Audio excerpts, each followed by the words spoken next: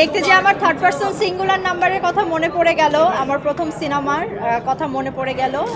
That was a wonderful journey, সবাই পছন্দও করেছিল এবং আজকে সেই দিনের কথাই মনে পড়ে গেল। এবং ফারিন খুব ভালো করেছে, ফিল্মটা অনেক ভালো, গানগুলো ভালো, লোকেশন ভালো, কনসেপ্ট ভালো, স্ক্রিপ্ট মানে ডায়লগ রাইটিং থেকে শুরু করে সব কিছু আমার খুবই ভালো লেগেছে।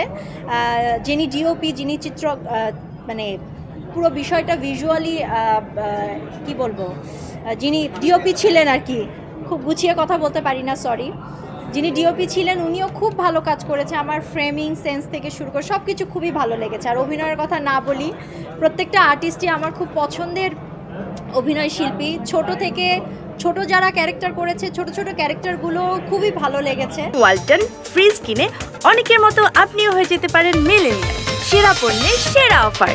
সবাই অভিনয় দুর্দান্ত করেছে। আপনারা সবাই হলে আসবেন, 24 তারিখ থেকে ফাতেমা রিলিজ পাবে আপনাদের নিকটবর্তী হলে। আপনারা যাবেন এবং সিনেমাটা দেখবেন, ভালো সিনেমা, আমার ভালো লেগেছে। সমালোচক না তো পপুলার দর্শক,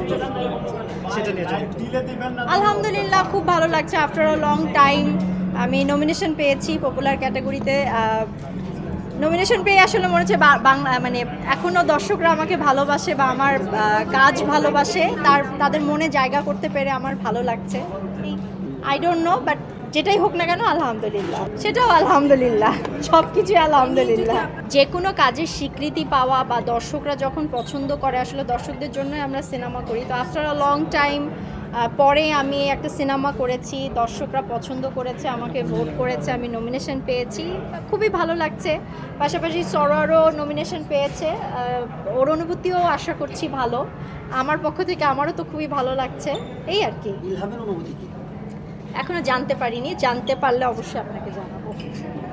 ইলহামের এখনো বোঝার বয়স হয়নি, এখন কোনো কাজ নিয়ে কথা বলতে চাচ্ছি না। আমি ইলহামকে তৈরি করছি এবং নিজেকেও তৈরি করছি ভবিষ্যতে ভালো কাজের জন্য।